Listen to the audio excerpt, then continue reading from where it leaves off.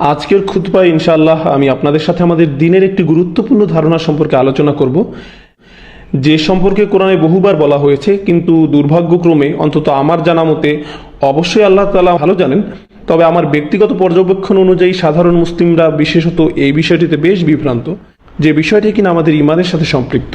কেননা এটা আমাদের কথাবার্তা চলে আসে এবং ব্যাপারটি নিয়ে অনেকেই কষ্ট পেয়ে থাকেন শুধুমাত্র বিষয়টি ভালোভাবে না বোঝার কারণে। আর তাই আজকের খুতবার বিষয় হলো, কেন বিপদ আপদ আসে, কেন জীবনে বিপদ ঘটে। আর আমরা যদি এই বিষয়টিকে আমাদের ইমানের অংশ হিসাবে না দেখি, তখন আমরা অনেক সময় বিপদগ্রস্ত কাউকে এমন কিছু বলে বসি যা কিনা তাকে আরো বেশি কষ্ট দেয়। উদাহরণস্বরূপ, এই তো কিছুদিন আগে আমি কথা বলছিলাম আমার দূরসম্পর্কের এক আত্মীয়ের সাথে। কথা হচ্ছিল আমাদের প্রয়াত দাদিকে নিয়ে।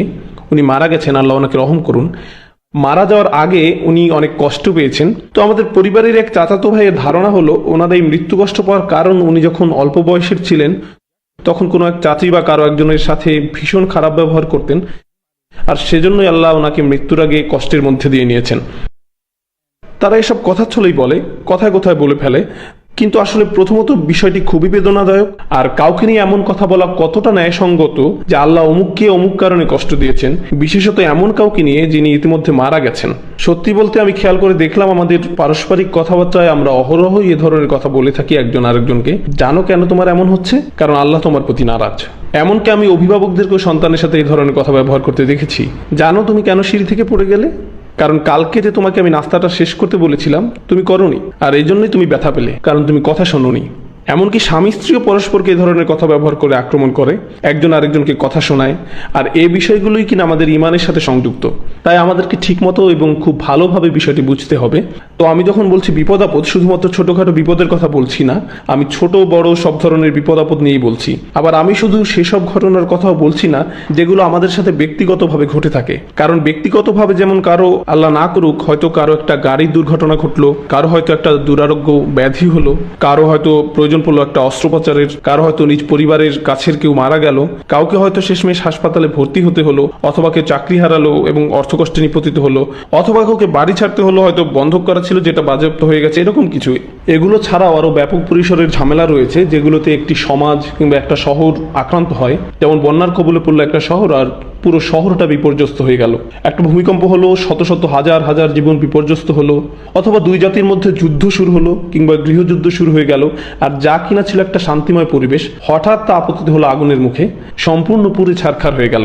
একদিন আগেও যেমন ছিল, পরের দিনে আপনি ঠিক সেই জায়গাটা চিনতে পারছেন না। কাজেই এরকম ঘটনা হতে পারে ব্যক্তিগত পর্যায়ের প্রাত্যহিক ব্যাপার, আবার হতে পারে আরো বড় পরিসরের। তো আমি শুরু করব ব্যক্তিগত পর্যায় থেকে, আর সম্ভবত এই খুতবায় আসলে এই পর্যায়টি নিয়ে কথা বলার সময় হবে। আর সেটাও বেশ গুরুত্বপূর্ণ, কারণ আমাদের নিত্য নৈমিত্তিক কথাবার্তাতেই অন্যদের কথা বাদই দিলাম, আমি মুসলমানদেরকে বলতে শুনেছি আমার নিজ কানেই, আমরা গাড়ি চালাচ্ছি, কোনো কারণে দেরি হয়ে গেছে, ব্যাস বলে ফেললাম আল্লাহ মনে হয় আজকে আমার সাথে খারাপ মেজাজে আছেন, এজন্য ঝামেলায় ফেলেছেন। জানি না কি এমন করলাম যে আল্লাহ আমাকে বারবার বিপদে ফেলছেন। মানুষ এইভাবে আল্লাহ সুবহানাহু ওয়া তাআলাকে নিয়ে পর্যন্তও কথা বলতে পারে। আপনি নিজে সকালে তাড়াতাড়ি ওঠেননি, ভুল রাস্তায় গাড়ি উঠিয়েছেন, কেননা ঠিকমতো খবর শোনেননি যে রাস্তায় দুর্ঘটনা আগেই হয়েছিল, আর এখন কিনা যা যা ঘটলো সব দোষ আল্লাহ তাআলার। এই প্রসঙ্গে বলবো, প্রথমত বিষয়টা বেশ জটিল, দ্বিতীয়ত এ ব্যাপারে কোরআনে অসংখ্য আয়াত রয়েছে, আক্ষরিক অর্থেই ডজন খানেক আয়াত রয়েছে আল মুসিবাহ এই বিষয়টির উপরেই। আল মুসিবাহ এটি আসলে কি সে আলোচনায় আসছি। আমার মনে হয় বাংলা বা উর্দু ভাষাভাষীরা আন্দাজ করে নিয়েছেন শব্দটির মানে, যে এটা এক ধরনের দুর্যোগ বা ভয়ানক কিছু ঘটে যাওয়া। আরবিতে আমরা মোটামুটি এরকম কাছাকাছি অর্থে এই শব্দটি ব্যবহার করি, তবে প্রকৃতপক্ষে মুসিবাহ বলা হয় অনেক বড় মাপের বিপদ বা দুর্যোগের ক্ষেত্রে। মুসিবাহ শব্দটি এসেছে আরবি ভাষার আসবাহ থেকে, আর আসবাহ হলো কোনো একটা লক্ষ্যবস্তুকে আঘাত করা। যখন আপনি একটি লক্ষ্যবস্তুকে ঠিক মতো আঘাত করতে পারবেন, তখন লক্ষ্যবস্তুতে এই আঘাত করাটা, এই জায়গার মতো আঘাত করাটাকে বলা হয় সওয়াব, যার কারণেই অন্য আরেকটি শব্দ সঠিক এর আরবি হলো সওয়াব, সহিহ। সঠিক লক্ষ্যে আঘাত করার ক্রিয়াটি হচ্ছে ইসাবা। এখন মুসিবা শব্দটি হলো কিছু একটা যা আপনাকে আঘাত করে, আর আঘাতটা একেবারে জায়গা মতো এসে। সুতরাং প্রথমত এই শব্দের প্রয়োগ হিসাবে আমরা আল্লাহ তাআলার কাছ থেকে যা শিখি তা হলো আমাদের অবস্থা বা আমাদের সাথে ঘটেছে এমন কিছু বর্ণনা দিতে গিয়ে কোনো একটা কিছু কারিসা, হাদিসা ওয়াকিয়া, আমাদের সাথে একটা খারাপ কিছু হয়েছে, একটা অঘটন ঘটেছে, কিন্তু আল্লাহ অন্য শব্দগুলো তেমন প্রয়োগ না করে বেশিরভাগ সময় আল মুসিবাহ শব্দটি ব্যবহার করে থাকেন। কেননা আল্লাহ এটাই বুঝিয়ে দেন যে যে পর্যন্ত তার নির্ধারিত ভাগ্য সম্পৃক্ত, যে পর্যন্ত তার পরিকল্পনা জড়িত, ঘটে যাওয়া পুরো ব্যাপারটি তখন একটা ছুটে আসা তীরের মতো, যেটা আপনাকে লক্ষ্য করেই ছোড়া হয়েছে আর যেটা অবধারিতভাবে একদম আপনার গায়ে এসেই বিঁধবে। কখন, কোথায়, কিভাবে, কত গভীরভাবে, কত খারাপভাবে এসে বিঁধবে সবকিছু নির্ধারিত হয়েছে। এটা একদম নিখুঁত নিশানা ছিল। এরপর আবার শব্দটি শেষে রয়েছে তা মারবুতা, যে জন্য আমরা মুসিবাহ উচ্চারণ করি, মুসিব না কিন্তু। আর শব্দের শেষে এই তা মারবুতা যোগ করে শব্দে আল হাদাস ধারণাটিকে সংশ্লিষ্ট করা হয়, যার মানে হলো প্রত্যেকটি ছোট ছোট ঘটনা বা প্রত্যেকটি ক্ষুদ্রাতি ক্ষুদ্র জিনিস। দেখুন আমি আপনি কিভাবে চিন্তা করি। উদাহরণস্বরূপ প্রথম যে জিনিসটা ঘটলো তা হলো অফিস যাওয়ার পথে গাড়ি নষ্ট হয়ে গেল, যার ফলে মিটিংয়ে দেরি হলো। তারপর এই দেরিতে পৌঁছানোর জের ধরে আমার চাকরিটা চলে গেল। আর তার ফল হলো আমার বিবাহ বিচ্ছেদ, এর থেকে এই ফল, এর থেকে এই ফল, এই থেকে এর ফল। এক ভাইয়ের সাথে একবার দেখা হলো, খুব বেশি দিন আগের কথা নয়, তার পাসপোর্ট সংক্রান্ত কিছু ঝামেলা চলছিল। সেই ঝামেলার ফলে সে তার পাসপোর্টটি হারিয়ে ফেলে, তার ফলস্বরূপ সে চাকরি হারায়। আর সেই সূত্র ধরে তার বউয়ের সাথে তার বাদানুবাদ ঘটে। তখন সে সবকিছুর জন্য দোষ দেয় পাসপোর্ট কোম্পানিকে, অথবা যে ভিসার কাজ করছে সেই কোম্পানিকে। তাদের কারণে আমি চাকরি হারিয়েছি, আমার সবকিছু হারিয়েছি। এভাবে তারা সবকিছুকে এক সুতায় গেঁথে ফেলে। কর্ম এবং ফলাফল, কর্ম এবং ফলাফল, কর্ম এবং ফলাফল, সবকিছুরই অবতারণা কিনা ওই একটি জিনিস থেকে। আর আমরাও কিন্তু এগুলো থেকে মুক্ত নই। কিন্তু আল্লাহ তাআলা বলছেন এই সমস্ত বিপদের মধ্যে যে একটি বিপদ, এগুলো প্রত্যেকটি বিপদ পৃথক এবং একক। তাদের কোনোটি একে অপরের ফলস্বরূপ নয়, বরং তারা প্রত্যেকেই হলো আল্লাহ কর্তৃক নির্ধারিত প্রকল্পের ফল। আল্লাহ তাআলার ইচ্ছাতে এই ঘটনা প্রবাহের প্রতিটি ঘটনা এক এক করে ঘটছে। আবার এরকম অনেক মানুষই আছেন যাদের অবস্থা অনেকটা আপনার মতোই, কিন্তু তাদের সাথে এমনটি হয় না। তাদের ঘটনা প্রবাহ একরকম হয় না। আল্লাহ তাদের জন্য ভিন্ন কিছু নির্ধারণ করেছেন। তো তাহলে এটাই হলো আল মুসিবাহ শব্দটির প্রথম পাঠ, যে বিপদটি সুনির্দিষ্টভাবে আপনার জন্যই ধার্য। দুটো আয়াত, ডজন খানেকের মধ্যে অন্তত পক্ষে দুটো আয়াত রয়েছে যা কিনা কোনো অবস্থাতেই আমাদের ভুলে যাওয়া উচিত নয়। মুসিবাহ শব্দটি প্রসঙ্গে আল্লাহ তাআলা সর্বপ্রথম বলেছেন সূরা বাকারাতে, যে আয়াতগুলো আমি আগেই তেলাওয়াত করেছি, অভিনন্দন জানাও ধৈর্যশীলদের। কি অদ্ভুত ভাষাই না আল্লাহ তাআলা ব্যবহার করে থাকেন। যখন আপনার কিংবা আমার কোনো একটা কঠিন সময় এসে পড়ে, তখন আমাদের ধৈর্য ধারণ করা কর্তব্য। সুখের সময় তো ধৈর্য ধারণের প্রশ্ন আসে না, কিন্তু আপনার ধৈর্য ধারণের দরকার যখন কিনা আপনি বিপর্যস্ত, যখন কিছু একটা সমস্যা হয়, যখন খারাপ কিছু ঘটে। আপনার গ্রাজুয়েশন করার কথা ছিল, আল্লাহ বিলম্বিত করলেন, আপনি একটা ক্লাসে পাশ করতে পারলেন না, এখন আপনাকে কিছুটা ধৈর্য ধরতে হবে। আপনি অসুস্থ হয়ে পড়লেন, আপনাকে ধৈর্য ধরতে হবে। কোনো একটা খারাপ কিছু ঘটলেই আপনাকে ধৈর্য ধরতে হবে। এখন আপনারাই বলেন, আপনি যখন নিজেরা কথা বলি, কেউ একজন হয়তো এমন একটা কঠিন অবস্থার সম্মুখীন হলো যখন ধৈর্য ধরা ছাড়া পথ নাই। মনে করুন একই অবস্থায় আপনি আমি, সেই মুহূর্তে আপনার আমার জন্য একমাত্র পরামর্শ হলো ধৈর্য ধারণ করার। এখন এই অবস্থায় কি কেউ এই ব্যক্তিকে বলবে যে আপনাকে অভিনন্দন? দেখুন এর কি কোনো মানে হয়? কিছুই তো বোঝা যাচ্ছে না। ভাই আমার মনে হচ্ছে আপনি দুঃসময়ে আছেন, আমি দোয়া করি আল্লাহ আপনাকে আরো ধৈর্য দান করুন। আপনি এই অবস্থায় কারোর সাথে হেসে কথা বলবেন না বা তাকে অভিনন্দনও জানাবেন না। সাধারণত আপনি কখন কাউকে অভিনন্দন জানান? যখন কিনা তার একটা খুশির কিছু ঘটে, যখন কিনা তার সবকিছু পরিকল্পনা অনুযায়ী সংঘটিত হয়। কেউ তার পছন্দের চাকরিটা পেয়ে যায়, কারো পদোন্নতি হয়, অথবা কেউ বিয়ে করার কথা ভাবছে, পছন্দ মতো সবকিছু ঠিকঠাক হয়ে যায়। এমন আনন্দের মুহূর্তগুলোতেই আমরা অভিনন্দন জানাই। অথচ আল্লাহ পাক কি বলছেন? তিনি বলছেন যারা ধৈর্য ধরে আছে তাদের অভিনন্দন জানাও। সুবহানাল্লাহ। কেন? কারণ একজন মুমিনের দৃষ্টিভঙ্গিই হবে আলাদা। হয়তো যেই বিপদের মাঝে দিয়ে আপনি যাচ্ছেন, পুরো ঘটনাটার উদ্দেশ্যই একটা, যাতে আপনি ধৈর্য ধারণ করতে পারেন। আর যদি আপনি ধৈর্য ধারণ করতে পারেন, তখনই আপনি অভিনন্দন পাওয়ার যোগ্য। আমরা ভাবি আমাদের লক্ষ্য এই দুনিয়ার একটি বিশেষ জিনিস পাওয়া, হয়তো আমার লক্ষ্য ওই চাকরির পাওয়া অথবা কিছু বিক্রি করা, কিন্তু হয়তো আল্লাহ পাকের কাছে সত্যিকারের লক্ষ্য হলো যে আমরা ধৈর্য ধরতে শিখবো। এটা আর সব লক্ষ্যের চেয়ে বড়। সুবহানাল্লাহ। আর যদি আপনি ওই লক্ষ্যে পৌঁছে যান, তাহলেই আপনি অভিনন্দন পাওয়ার যোগ্য। আমাদের মনে নানা বিষয় রয়েছে যা আমরা মনে করি বাস্তবায়ন করতে হবে, অথচ আল্লাহ পাক বলেন এর চেয়েও অনেক মূল্যবান জিনিস রয়েছে। যদি তোমরা সেই লক্ষ্য অর্জন করতে পারো, যার মূল্য ঠিক তোমরা বুঝতে পারোনি, আমি তোমাদের জানাচ্ছি সেটা কতটা মূল্যবান, সেটা অভিনন্দন পাওয়ার যোগ্য। এর মূল্য হলো এটা অভিনন্দন পাওয়ার যোগ্য। এই অভিনন্দন জানানোর পরপরই আল্লাহ পাক বলেন, আল্লাযীনা ইযা আসাবাতহুম মুসিবাতুন ক্বালু ইন্না লিল্লাহি ওয়া ইন্না ইলাইহি রাজিউন। কোন ধৈর্যশীল ব্যক্তিদের জন্য এই অভিনন্দন? যখন একটি নির্দিষ্ট বিপর্যয় তাদের আঘাত করে, যে কথাটি প্রথমেই তাদের মুখে চলে আসে, ক্বালু, তারা বলে। এমনকি ফাকালুও নয়, সুম্মা ক্বালুও নয়। আল্লাহ পাক বলছেন না যে তখন তারা বলে, যদি এটা ঘটে বা যখন ঘটে তখন তারা বলে। বাক্যটিতে কোনো যখন বা তখন নেই। এখানে বলা হয়নি ফাকালু। কেন নেই? কারণ এটা হতে হবে তাৎক্ষণিক জবাব। আমরা ফিজিক্স অথবা মেডিসিন বা বায়োলজিতে পড়ে থাকতে পারি ক্রিয়া প্রতিক্রিয়ার ব্যাপার। যখন একজন ডাক্তার আমাদের শরীরে প্রতিক্রিয়া লক্ষ্য করেন তখন সে হাঁটুতে হালকা করে আঘাত করেন এবং পা তাৎক্ষণিকভাবে একটু উপরে উঠে যায়। তারা এই রিফ্লেক্সগুলো পরীক্ষা করে। এই আয়াতটি আমাদের এটাই শিখাতে চাচ্ছে যে যখন যাবতীয় বিপদ আপদ আপনার উপরে আসবে আমাদের একটি তাৎক্ষণিক প্রতিক্রিয়া হওয়া উচিত। প্রতিক্রিয়া কখনোই দেরিতে হয় না, সঙ্গে সঙ্গে হয়ে যায়। এটা এমনিতেই চলে আসে। আর কি চলে আসে? ইন্না লিল্লাহ, কোনো সন্দেহ নেই আমরা আল্লাহর জন্যই, ওয়া ইন্না ইলাইহি রাজিউন, এবং কোনোই সন্দেহ নেই আমরা একমাত্র তার কাছেই ফিরে যাব, অর্থাৎ আমাদেরকে আমাদের মালিকের কাছেই ফিরিয়ে দেওয়া হবে। বিপদের সময় এই আয়াতটি কেন গুরুত্বপূর্ণ? আমাদেরকে এর হিকমা সম্পর্কে ভাবতে হবে যে যখনই কোনো বিপদ আপদ আসে কেন আমরা ইন্না লিল্লাহি ওয়া ইন্না ইলাইহি রাজিউন পড়ি। যখনই আপনি ফোনে কোনো খারাপ খবর শুনলেন তখনই কেন আপনি ইন্না লিল্লাহি ওয়া ইন্না ইলাইহি রাজিউন পড়েন? এখন প্রথমে বুঝতে চেষ্টা করুন যে আপনি যদি এটা বলেন তাহলে কোরআন আপনার জন্য একটি পুরস্কার বরাদ্দ করেছে। প্রথমে আমি আপনাদের সাথে সেই পুরস্কারটি শেয়ার করতে চাই। ঠিক আগের আয়াতটিতে আল্লাহ আদেশ করেছিলেন মুমিনদেরকে অভিনন্দন জানাতে। এখানে আদেশটি হলো আমর ফিল মুফরাদ। এখানে বহুবচন অবাশশির সাবিরিন বলা হয়নি, বরং বলা হয়েছে অবাশশির সাবিরিন, যা এক বচন। অভিনন্দন জানান তাকে যার ধৈর্য রয়েছে। এখানে অভিনন্দন জানানোর আদেশটি এক বচনে ব্যবহৃত হয়েছে। আর যখন আল্লাহ পাক শুধুমাত্র একজনকে আদেশ করছেন তখন এটি আমাদের নবী সাল্লাল্লাহু আলাইহি সাল্লামের উপর সরাসরি আদেশ, অর্থাৎ রাসূল সাল্লাল্লাহু আলাইহি সাল্লাম তার নিজ মুখ থেকেই ধৈর্যশীলদের অভিনন্দন জানাবেন। আর এর পরের আয়াতটিতে তিনি বলছেন যারা ইন্না লিল্লাহি ওয়া ইন্না ইলাইহি রাজিউন বলছে বিপদের সময়, আল্লাহ পাক আমাদেরকে তাদের অন্তর্ভুক্ত করুন। যখন আমরা কিয়ামতের দিন দাঁড়িয়ে থাকব আমরা যেন তাদের অন্তর্ভুক্ত হই যাদের রাসূল সাল্লাল্লাহু আলাইহি সাল্লাম নিজে অভিনন্দন জানাবেন। এই আয়াতটিতে এটাই বলছে যে রাসূল সাল্লাল্লাহু আলাইহি সাল্লাম নিজে তাদেরকে অভিনন্দন জানাবেন যারা এই কাজটি করে। আর আমরা অবশ্যই তার কাছ থেকে অভিনন্দন পেতে চাই। যখন আমাদের পরিবারের কেউ আমাদের অভিনন্দন জানায় তখন এক ধরনের অনুভূতি হয়। যখন স্কুলের প্রিন্সিপাল অভিনন্দন জানায় তখন এক ধরনের অনুভূতি হয়। আবার যখন ভার্সিটির ডিন আমাদের অভ্যর্থনা জানায় তখন এক রকমের অনুভূতি হয়। আর যখন রাসূল সাল্লাল্লাহু আলাইহি সাল্লাম ওই ধৈর্যশীলদের অভ্যর্থনা জানাবেন, আল্লাহ পাক তাকে আদেশ করেছেন তাদের অভিনন্দন জানাবার জন্য। আমরা অবশ্যই সেই ধৈর্যশীলদের একজন হতে চাই। এটাই সেই পুরস্কার। এখন আমরা ইন্না লিল্লাহি ওয়া ইন্না ইলাইহি রাজিউনে ফিরে যাই। কিছু উদাহরণ দেওয়া যাক। আমি জানি আপনাদের কারো কারো সমস্যা হয়তো এর চেয়ে অনেক বড় যে উদাহরণটি আমি দিচ্ছি আমার কল্পনা থেকে।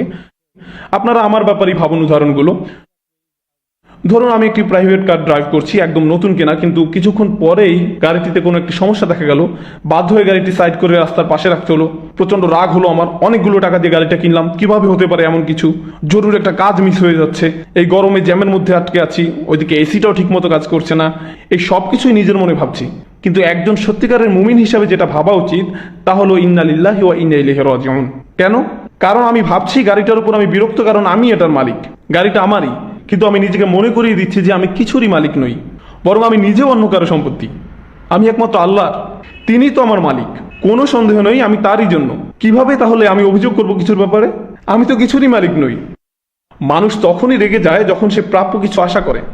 যখন আমার কিছু পাওয়ার কথা ছিল, যখন আমার ফোন ঠিক মতো কাজ করছে না, গাড়িটা ঠিকভাবে কাজ করছে না, লাইটটা অন হচ্ছে না, যখন প্রাপ্য কিছু আমরা না পাই তখনই আমরা রেগে যাই। অথচ এই আয়াতটিতে আমরা বলি ইন্না লিল্লাহ।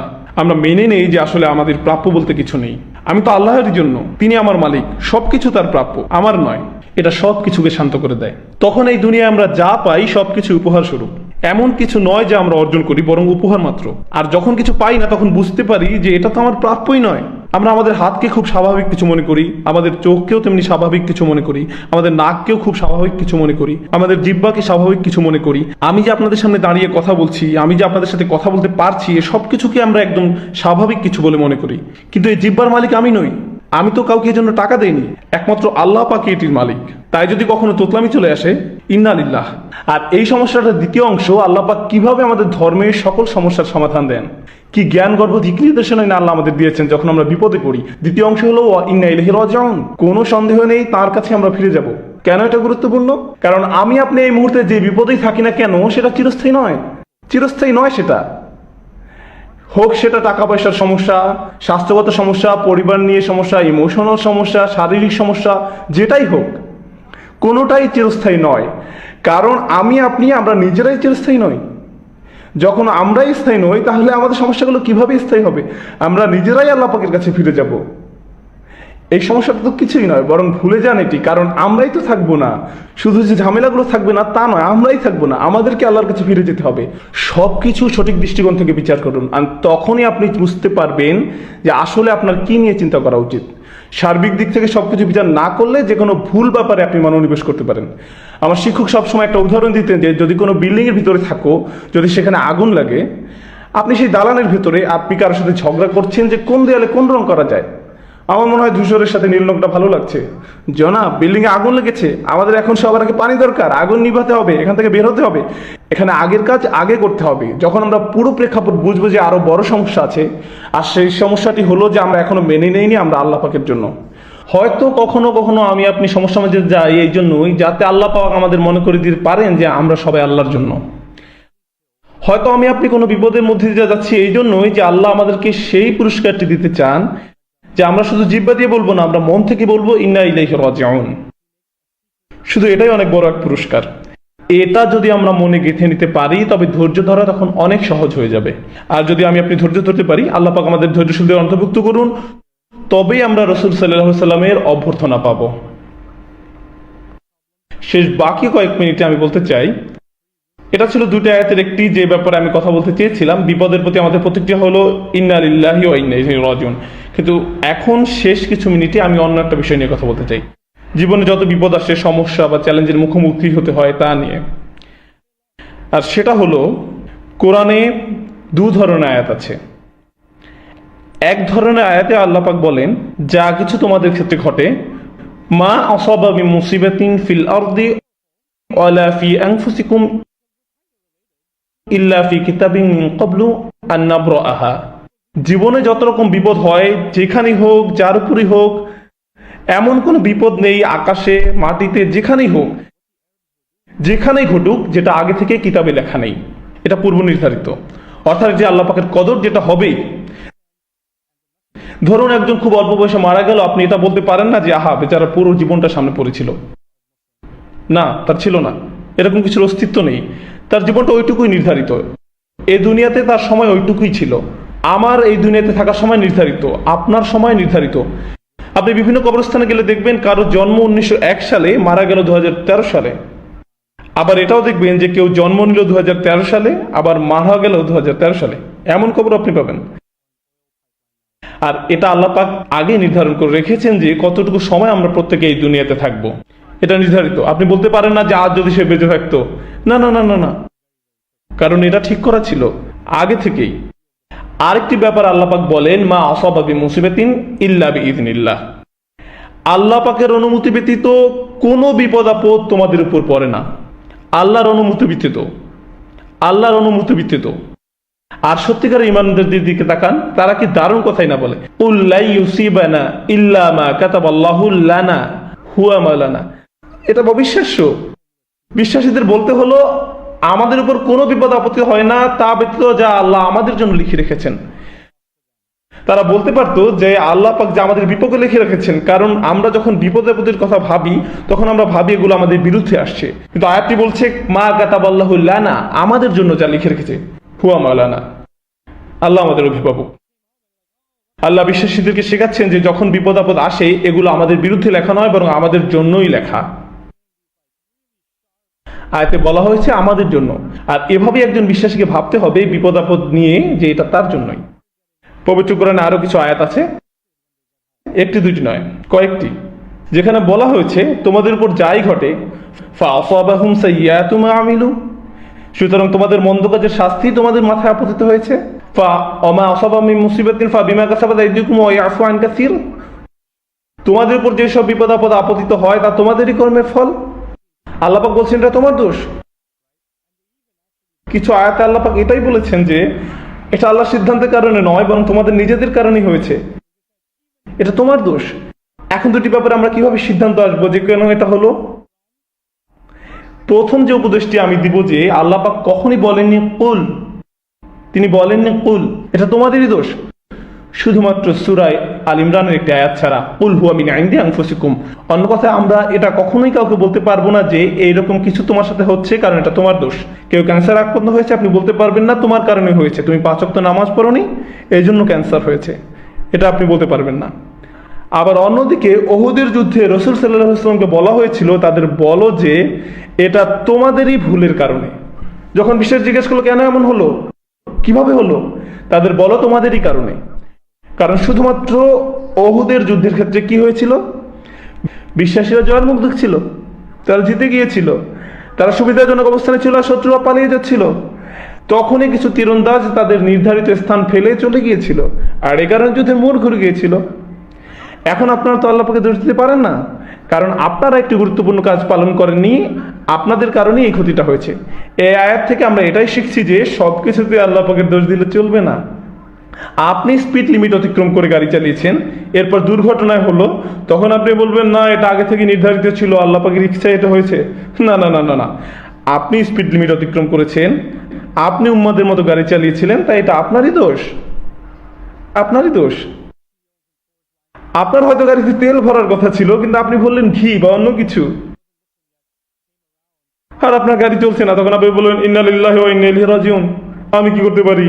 না না, এটা আপনার কর্মেরই ফল, তাই আপনাকেই দায়িত্ব নিতে হবে, আপনাকেই দায়িত্ব নিতে হবে। সবকিছুতে আল্লাহ পাকের দোষ দিলে চলবে না। আপনি নিজে চাকরির জন্য আবেদন করছেন না, সারাদিন বাসায় বসে আছেন, কেন আপনি চাকরি পাচ্ছেন না? আল্লাহ পাক কেন ফেরেশতাকে আপনার কাছে অফার লেটার সহ পাঠাচ্ছেন না? আর আপনি বলছেন আল্লাহ পাক যখন যাবে তখনই হবে, ততক্ষণ পর্যন্ত ইন্না লিল্লাহি ওয়া ইন্না ইলাইহি রাজিউন। না, কোরআনে এভাবেই ভারসাম্য রক্ষা করা হয়েছে।